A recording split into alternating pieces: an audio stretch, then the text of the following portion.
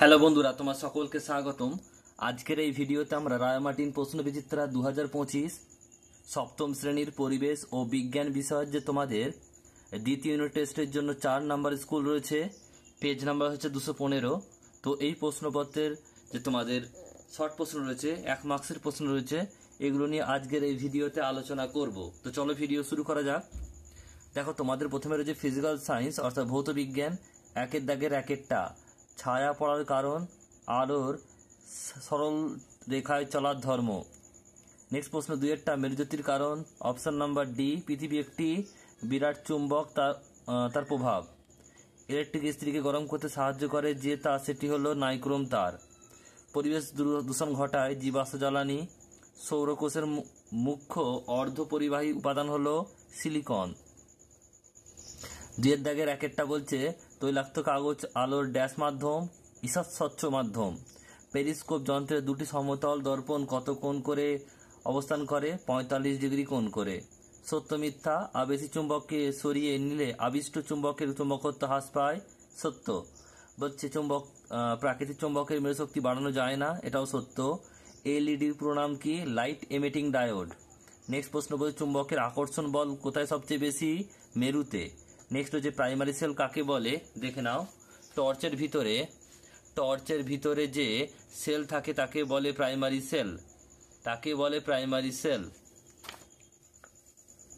Next প্রশ্ন, বায়োগ্যাসের মুখ্য উপাদান কি? মিথেন। এলপিজির পুরো নাম কি? Liquefied petroleum gas.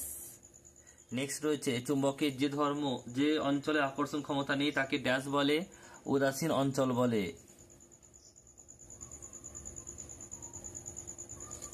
এবার রয়েছে তোমাদের লাইফ সায়েন্স জীবন বিজ্ঞান। একের দাগের বলছে একেরটা, দুটি রূপান্তরিত মূলের নাম লেখো। গাজর আর মূলো। একটি রূপান্তরিত মৃৎগত কাণ্ডের নাম আলু। পত্রমূলের কাজ কি? বংশ বৃদ্ধিতে সাহায্য করে। বৃত্তির কাজ কি? সাল সংশ্লেষ প্রক্রিয়ায় খাদ্য তৈরিতে সাহায্য করে। গুচ্ছিত ফল কাকে বলে? দেখে নাও কি লিখবে যে ফলের একটি বোঁটা, তার উপরের অনেকগুলো অংশগুলিকে আলাদা করা যায়, আর প্রতিটি অংশের একটা করে বীজ থাকে, তাকে গুচ্ছিত ফল বলে, যেমন আতা। নেক্সট প্রশ্ন, পরেরটা ইতর পরাগযোগ কাকে বলে? লিখবে কোনো ফুলের পরাগরেণু যখন একই রকম অন্য উদ্ভিদের ফুলের গর্ভমুণ্ডে পড়ে বা স্থানান্তরিত হয়, তখন ওই ঘটনাকে ইতর পরাগযোগ বলে।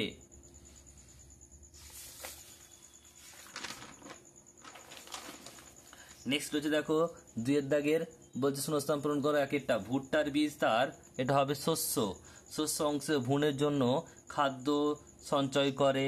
এরপর হচ্ছে দেখো তাপমাত্রা কমলে ব্যাপনের হার কমে। এরপর হচ্ছে কোষ পর্দাকে অর্ধভেদ্য পর্দা হিসেবে গণ্য করা হয়। ছোলা মটর বীজে মৃদবর্তী অঙ্কুরোদ্গম দেখা যায়।